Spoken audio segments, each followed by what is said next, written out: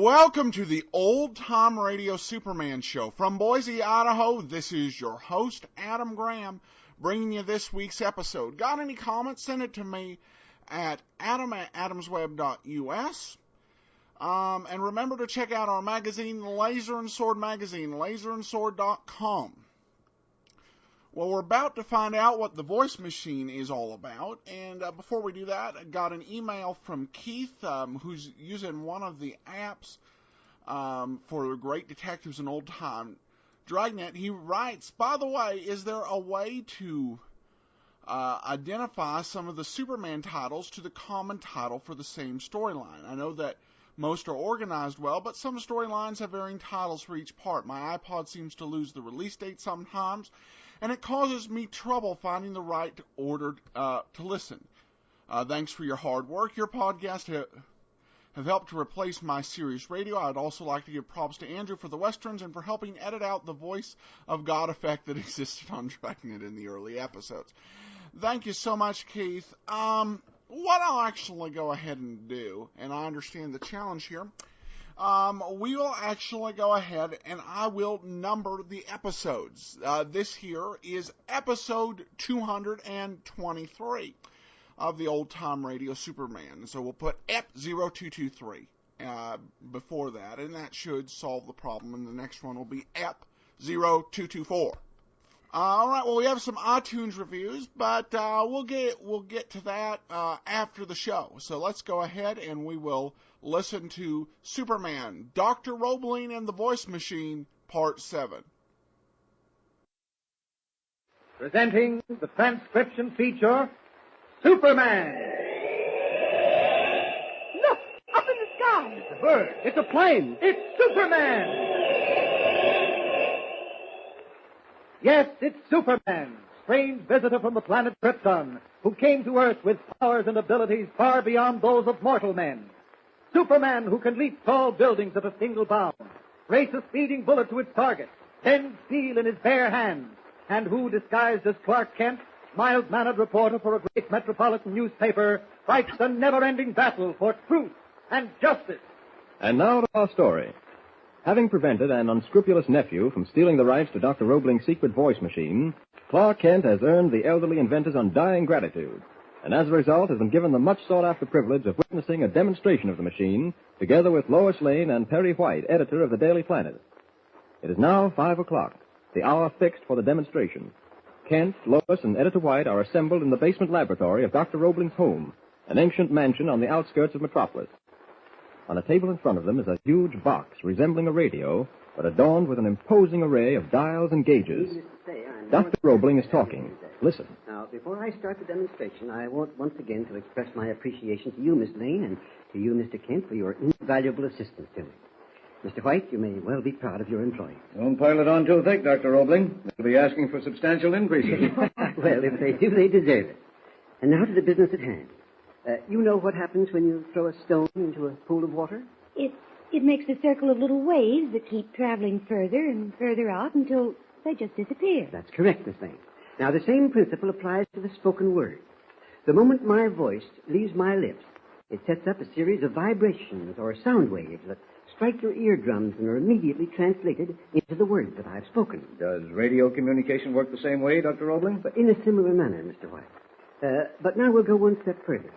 It's always been believed that unless sound waves are captured immediately, they're forever lost. Let me explain. Assume that none of you were in this room at the moment. I'm alone. And I say 1, 2, 3, 4, 5. However, since none of you is within what we call listening distance or earshot, you cannot hear me. Now, 5 minutes later, you enter the room. Do you think you would hear what I had said 5 minutes before? Of course not. That's impossible. Well, they said radio was impossible, Lois. Yes, and travel by air. Nothing is impossible, Miss Lane. I have definitely proven that sound waves never vanish.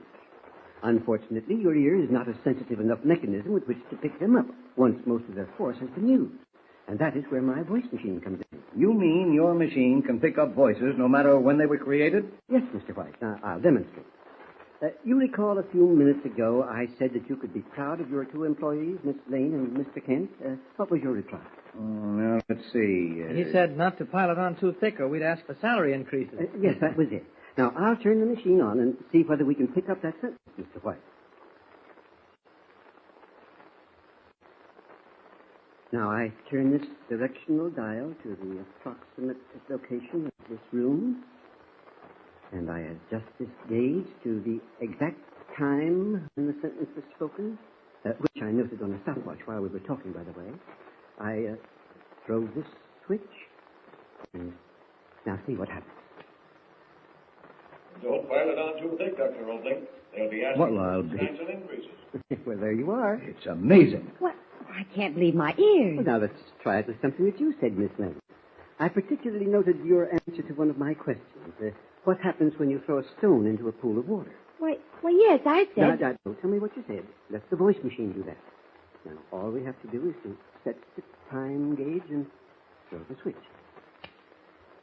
It makes a circle of little waves that keep traveling further and further out until they just disappear. Dr. Roebling, this is incredible. But now you can see why I vowed that never will this device be placed in private hands. Why, with your voice machine, war would be eliminated. It would be ridiculous for one nation to plot against another because the very plot could be exposed for all the world to hear. And a world such as, well, Abraham Lincoln dreamed of would actually become a reality. Well, your enthusiasm is very gratifying, Mr. Kent. You spoke of Abraham Lincoln. Would you like to hear his Gettysburg Address?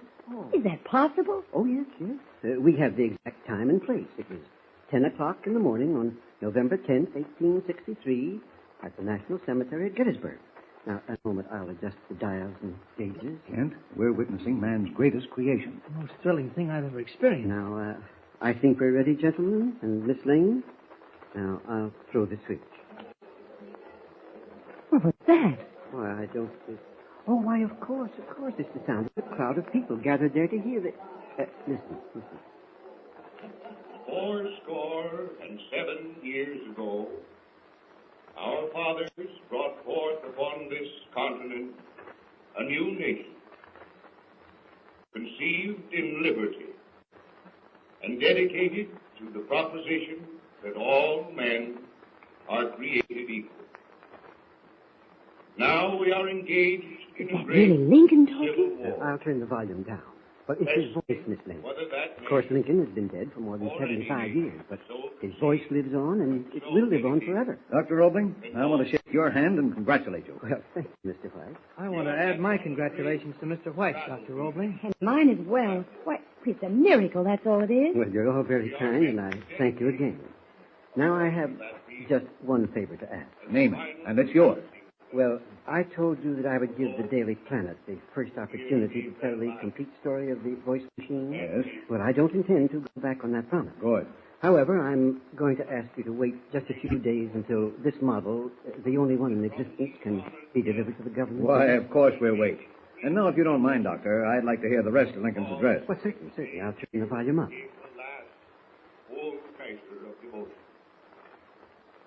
that we here highly resolve that the dead shall not have died in vain,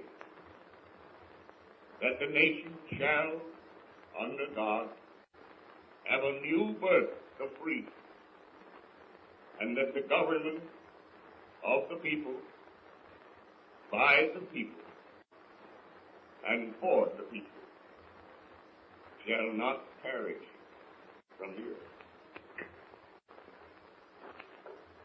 Imagine standing here and listening to Lincoln's voice delivering those immortal words. Well, I can't find enough adjectives to describe it, Doctor. It's just stupendous. Now I can see the service that Kent and Lois did for you in rounding up that crooked nephew of yours.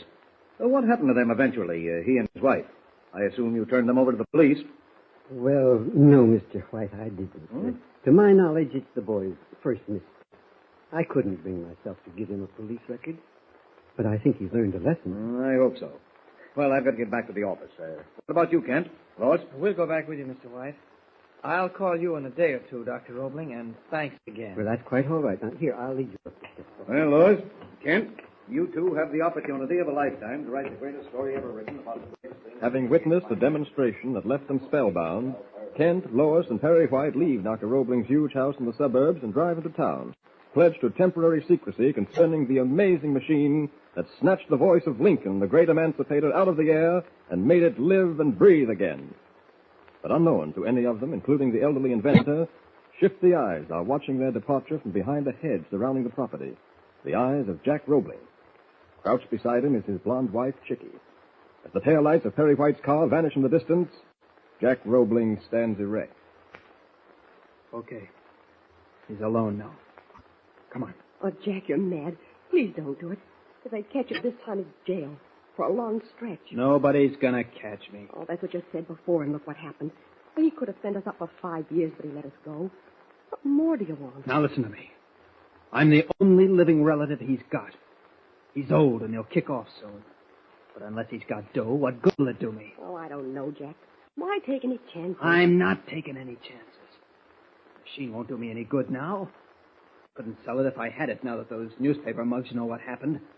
But it's insured for 10 million snackers. That means if I bust it up, the old man is rich. And I'm his only living relative. You're crazy if you think he'll leave it to you. He won't have to leave it. He's got no will, and he'll never have one. That dough will be mine, every cent of it. Come on, we're wasting time. Oh, Jack, please don't do it. Come on, I said. I know this house like a book. My old man used to bring me here when I was a kid. The laboratory's down in the basement. And there are 3 windows to it at the back of the house. This way. Jack, please. Shut up. I know what I'm doing. Now, wait a minute. Hold up. Keep down. There he is on the 2nd floor. In this library. He'll hear you trying to get into the basement and call the police. No, he won't. Floors in that house are 3 feet thick. Come on. But keep low. You got the hacksaw? Yeah. You see? He's got iron bars on the window. Give it to me. Oh, for the last time. I Jack. told you to shut up. You don't like it, scram. All right. I will. Come back here. You're in this up to your neck, so sit tight. But I don't want any part of it. Your uncle treated you better than you deserved. And now you're knifing him in the back. Since when are you getting so touchy? Your hands aren't so clean. I know it, and I don't want to get them any dirtier. You'll get them as dirty as mine and like it. When you hand over that saw. 5 bars. This won't take long. Go on. You keep an eye out and let me know if you see anyone. And don't cross me if you know what's good for you. Where's the can of oil? In your pocket. Oh, yeah, I got it. Now, let's see how this saw works. Perfect. In a half hour, this window will be wide open. With sharp steel teeth biting into the yielding metal, it'll only be a matter of time before the iron bars guarding the precious voice machine will be no more. And then what? Will Jack Roebling go through with his diabolical plan to destroy the machine and thereby rob the world of its most startling invention? Don't miss the next episode. There's a thrill a minute with Superman. Don't forget, tune in again for the next thrilling episode with Superman. Look, up in the sky. The bird. It's a plane. It's Superman. Superman is a copyrighted feature appearing in Action Comics magazine. Welcome back. So, a fancy sound recorder would bring peace to the earth.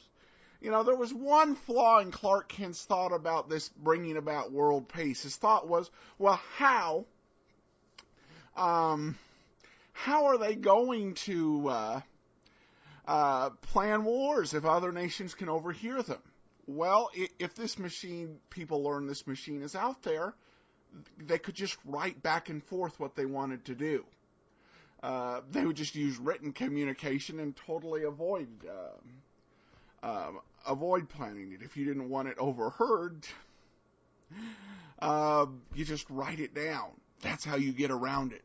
But it's somewhat bizarre as you listen to this, because some of the features that they're really amazed by, like the playback, is kind of just like a tape recorder. I mean, hearing Lincoln, now that's kind of cool, but hearing playback, I don't know, in modern era, it just doesn't hold up as amazing. Well, even in the recording studio, it didn't hold up as amazing, because obviously they had the ability to record the sounds of the actors in advance. A reminder, you can vote on how we're going to do the shows from here on out, either 2 15-minute shows or one 30-minute show. Go and cast your vote over at pull.laserandsword.com, pull.laserandsword.com.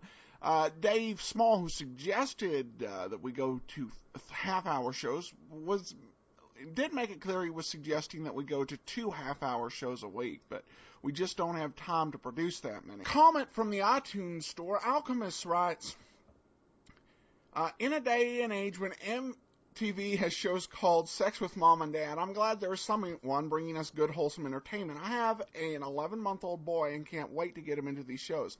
By the way, Adam, any chance you could do Batman? Keep up the great work. Thanks so much for the comment. In answer to the question regarding Batman. Batman in old-time radio, his main outlet actually was guest starring appearances on Superman. So in that sense, depending on how long we continue to do the show, we'll get to Batman. There was actually a radio pilot made for Batman. However, it was basically one of those 15-minute mini mysteries. So it was kind of like this, except it ended after part 1 before Batman did anything. So, yeah, it just wasn't. It's just not that great of an experience on that count. But we get to the Superman episodes featuring Batman. We're missing the first ones because they happened during the war, and most of the recordings during the war years were lost. But we'll get to Batman as the show goes on. I have thought about adding other heroes like the Green Hornet or the Avenger, but simply time hasn't been there. So maybe sometime in the future. All right, well, we'll go ahead and we will wrap it up. Got any comments? Send it to me, Adam@adamsweb.us. Please cast your vote for the show on Podcast Alley. From Boise, Idaho, this is your host, Adam Graham, signing off.